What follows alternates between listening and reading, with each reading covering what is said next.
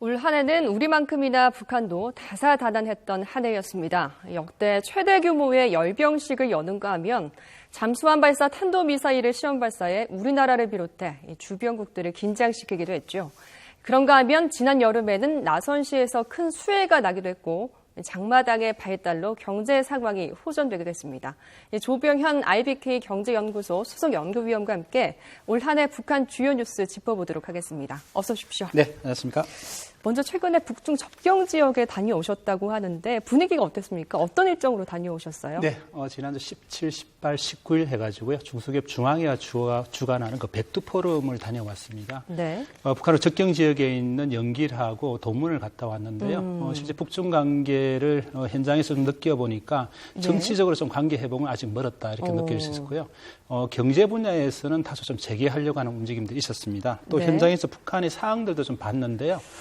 겨울 나기하고 있는 북한 주민들의 추운 겨울을 굉장히 어떻게 따뜻하게 보낼까 이런 어떤 대비하는 모습들도 나타났고요. 예. 그다음에 그 접경 지역에 북한 군인들이 말을 타고 순찰하는 이런 모습도 과거에는 보이지 않았던 그런 건데 이제는 말 타고 이렇게 순시하는 이런 또 모습도 있었고요. 그다음에 이제 김정일 사망 4주기다 보니까 그 추모식 분위기 때문에 중국에 나와 있는 북한 식당들이 공연을 일체 중지하고 그냥 영업만 하는 이런 모습들이 있었습니다. 네, 일단 직접 보고 오신 소회로서 이제 북중 관계를 얘기를 해 주셨는데 오늘 나온 소식을 보면 우리 정부 당국이요. 북한에서 장마당을 이용하는 인구가 하루 100만 명에서 많게는 180만 명에 달하는 것이라고 이제 정부 당국이 밝혔어요. 생각보다는 좀 많은 사람들이 이용하고 있다라고 봐야 될 것 같은데요. 네, 북한에서 장마당은 급속도로 좀 증가하고 있습니다. 이미 공식적으로 해도 400개가 넘어갔고요. 그다음에 비공식적으로 즉 골목에서 간헐적으로 생기는 이런 어떤 이 장마당까지 포함한다고 하면 약 800개가 넘어갔거든요. 800개나요? 북한 주민들의 일종의 장마당은 생활 터전이 돼 있다 이렇게 볼 수 있습니다. 북한 경제 활동 인구의 10명 중에 한 명이 방금 이야기했듯이 이 장마당을 하루에 이용하고 있는 걸로 이렇게 나오고 있거든요. 그만큼 장마당은 북한 주민들의 일종의 생존과 관련된 그런 하나의 중요한 터전이 되고 있다고 볼 수 있습니다. 네, 북한의 합법적인 시장만도 400개가 넘는다고 말씀해 주셨는데 이 같은 변화가 아무래도 북한 사회뿐 아니라 체제 변화에도 영향을 줄 수 있는 어떤 요소가 되지 않겠습니까? 네, 장마당이라는 게 결국은 북한 주민들이 그들은 통제된 사회에서 장마당을 통해서 일종의 이제 이 거래가 이루어지고 있고요. 그다음에 장마당을 통해서 북한의 모든 정보들이 일종의 소통하는 그런 기능도 좀 하고 있습니다. 그래서 이것이 북한 당국 입장에서는 좀 다소 부담이 되고 있지만 장마당을 통제 못하는 것이 결국은 당국이 장마당을 통제했을 경우에 북한 경제가 마비가 되거든요. 그다음에 거기에 따른 북한 주민들 반발 이런 것 때문에 장마당이 확산되는 것에 대해서 당국 입장에서는 다소 꺼려하고 있지만 또 한편으로서는 막지 못하는 이것이 지금 북한 경제의 현실이라고 하겠습니다. 딜레마에 빠졌군요. 네. 올해 북한 뉴스 가운데 가장 기억에 남는 것 중에 하나라고 한다면 아무래도 모란봉악단의 이 공연 취소입니다. 이제 중국에서 공연을 바로 앞두고 이제 북한으로 돌아가 버렸는데 뭐 이유와 관련해서 뭐 여러 가지 추측이 나왔습니다만 확실하게 이제 밝혀진 것은 없고요. 아무래도 저희 쪽에서 궁금한 건 이 모란봉악단의 공연 취소가 북중 관계에 어떤 영향을 미칠까일 것 같은데요. 예, 이번에 중국 갔을 때도 이 문제 가지고 여러 가지 좀 사항들은 파악을 해봤는데요.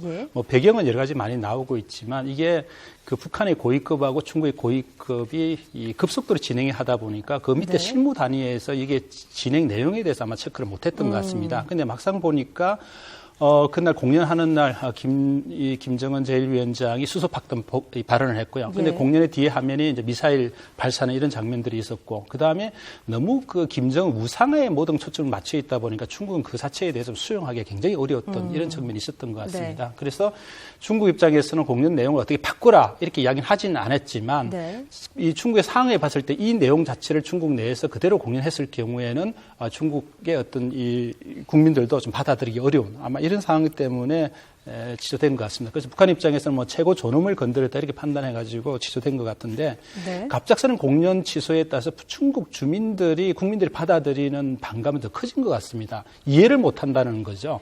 그것도 공연 바로 직전에 실제 표까지 다 나눠준 상태에서 일방적으로 취소하고 돌아가는 것에 대해서 중국 국민들이 이해가 못한다. 이것이 북한의 실상이다. 이런 이야기들을 굉장히 많이 했거든요. 그래서 북중 관계가 다소 회복되다가 이번에 모란봉 악단 공연 취소를 해서 정치적으로 관계 회복은 당분간 쉽지 않을 거다 이렇게 봤습니다. 네, 그러니까 회복 국면에 들어설 뻔도 했던 이 북중 관계가 이제 모란봉 악단이라는 이제 돌뿌리를 만난 건데 사실 그 전에는 호전될 것이라고 이제 예측할 수 있었던 이유 중에 하나가 바로 중국 서열 5위인 류인산 상무위원이 북한에 갔거든요. 이제 북한도 대대적으로 이를 선전하지 않았습니까?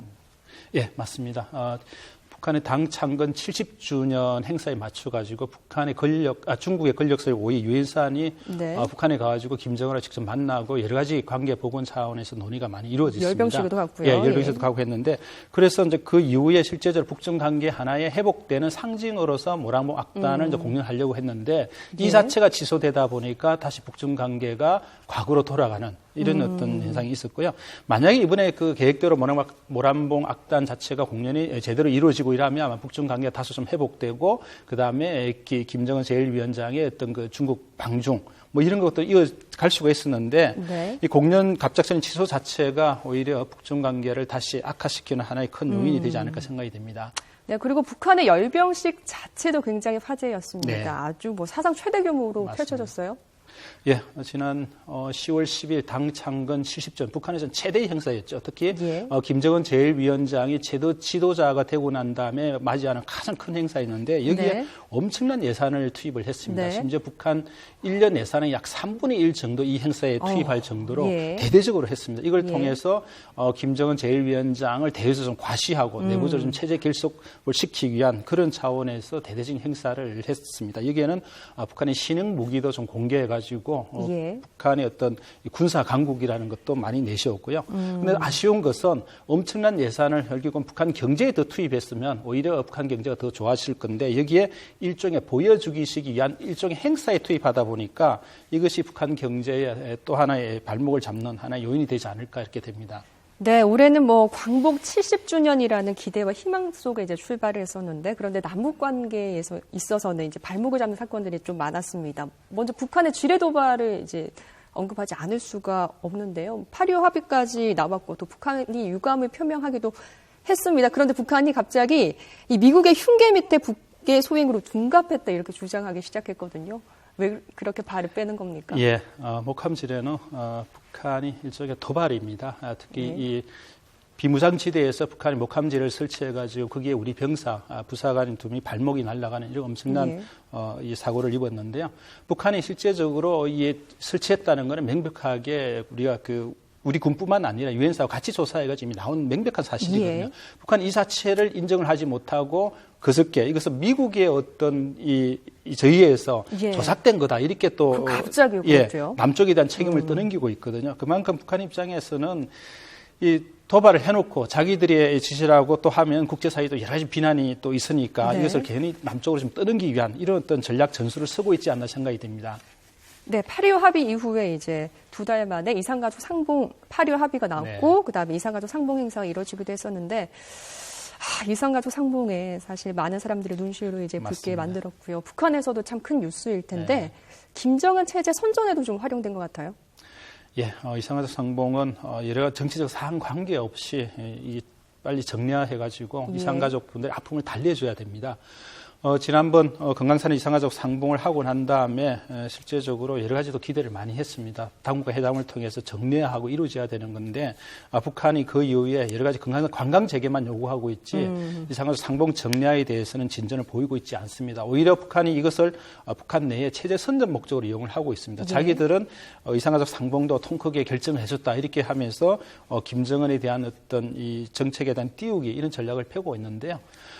이것은 국제사회에서 봤을 때는 오히려 북한 내에 이러한 김정은의 띄우기 작업 자체를 이해를 못하는 거죠. 오히려 이산가족 상봉을 빨리 정리하고 남북관계를 실질적으로 태도로서 보여주는 이런 모습들이 국제사회에서 북한을 제대로 비춰주는 모습인데 그렇지 않고 김정은의 어떤 이 띄우기 위한 하나 이런 전략적인 차원에서 접근한다는 것은 결국은 북한 내부의 하나의 국한된 그런 하나의 일이 아닌가 생각이 듭니다.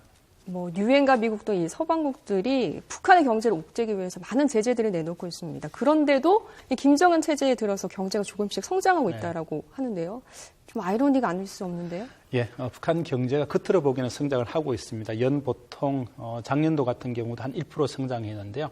올해 같은 경우가 내년도에 아마 추산을 해보면 약 한 3% 정도 성장할 걸로 지금 예상이 되고 있거든요. 네. 그러면 북한의 경제 성장 자체가 우리가 과연 김정은 제1위원장의 정책의 성과라고 볼 것이냐, 저는 그렇지 않다고 보고 있거든요. 조금 전에 이야기했던 북한 주민들의 생존을 위해서 장마당을 중심으로 일어나고 있는 이란 시장의 변화, 이런 것이 경제 성장의 하나의 요인에 되는 거지 정책을 잘해가 성장했다 이렇게 좀 보지는 않은 것 같고요. 그래서 또 북한의 경제에 보면 겉으로 보기에는 성장하는 형태가 있지만 북한 경제의 전체적인 구조와 그다음에 내면을 본다고 하면 아직까지는 경제적으로 굉장히 어려운 이 어려운 국면에서 북한 주민들의 생활은 굉장히 좀 갈수록 지금 회복되기 쉽지 않은 이런 국면이 있다고 하겠습니다. 네, 올 한 해 유독 남북관계에 있어서 참 극적의 순간이 많았는데요. 조병현 위원과 함께 2015년 남북관계 짚어봤습니다. 오늘 말씀 고맙습니다. 네, 감사합니다.